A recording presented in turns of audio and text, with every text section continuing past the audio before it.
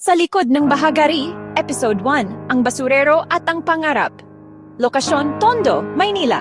Tauhan, Elio, 14 anyos, basurero. Mang Roldan, isang retiradong guro. Mira, 16 anyos, matalinong dalaga na nagtuturo ng libreng edukasyon sa mga bata sa tambakan. Simula ng kuwento, maagang gumigising si Elio araw-araw, alas 5 pa lang ng umaga ay nasa labas na siya ng barong-barong nilang gawa sa pinagtagpi-tagping yero at lona. Bit-bit ang sako at pamalo, naglalakad siya papunta sa tambakan ng basura.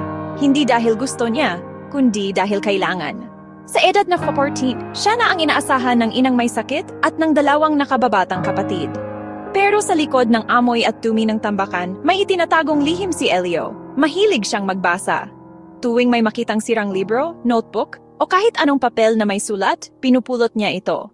Inilalagay sa sako, hindi para ibenta, kundi para basahin sa gabi sa ilalim ng gaserang hiniram lang nila sa kapitbahay. Hanggang isang araw, habang naghahalungkat ng basura, may nakita siyang isang matandang lalaki na may hawak na maliit na puting pusa. Nakasuot ito ng maayos kahit nasa gitna ng tambakan. Hindi ka ba natatakot mahawa sa mga sakit dito? Hindi mas marumi ang paligid kaysa sa mundong walang pangarap.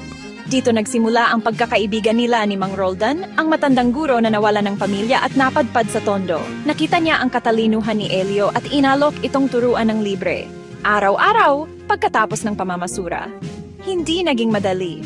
Pagod, gutom, minsan ay nawawalan ng pag-asa si Elio. Hindi mo kasalanan kung saan ka ipinanganak.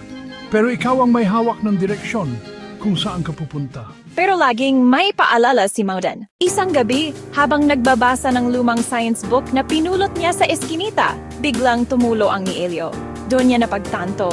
Gusto niya maging engineer, hindi lang para makaalis sa tambakan, kundi para makagawa ng mga gamit na makatulong sa mga batang katulad niya.